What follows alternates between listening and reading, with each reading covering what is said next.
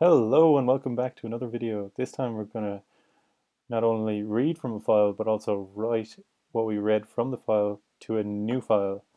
Very useful. But yeah, it's good to know how to write to a file and read from a file. So we create our new file. So this is the file that we're going to write to. So we're going to call this file out. Okay, so we're going to call this, I'll just call it file2.txt because I created a file called this already and it's just easier for me. If you don't have a file created, you won't be able to show people that there's nothing in the file that you've created. And I want to show you that there's nothing in the file before I write to the file, just for example purposes. So what I'm doing here is I'm now, every time this while loop executes, it reads in one line from file, puts it into this variable string, and then string then is added onto the end of line. So line is nothing.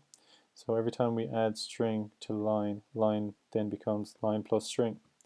So it's equivalent of, I don't know if you know this operation, if you're doing like a counter plus equals 1. So essentially we're doing line plus equals string.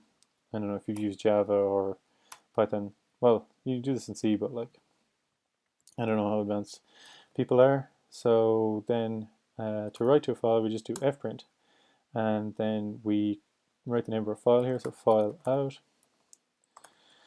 And then, yeah, so we just want to have this here, so we want to write a string to it. So the string is in a variable, so we need to do this %s for string, and line has our output that we want to write to this file, so we're going to write to this file. So let's see, so first we'll do, just to show that there's nothing in the file. So see, this is the file here, name the file, and here cat. So cat just means like basically write to output, to standard output. So we print, and there's nothing in the file. So if we do test, yeah, so this file, just make sure that what's in it gets written. So just so you know, I'm not lying to you. So we have these, we have this random text that I wrote into a file. Okay, so we'll just compile a program, so how to write a file, and okay, completed, no errors, it's compiled.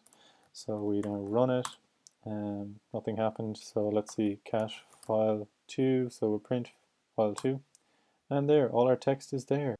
So that's it, just fprintf, your file name, so create a file, be able to write to the file.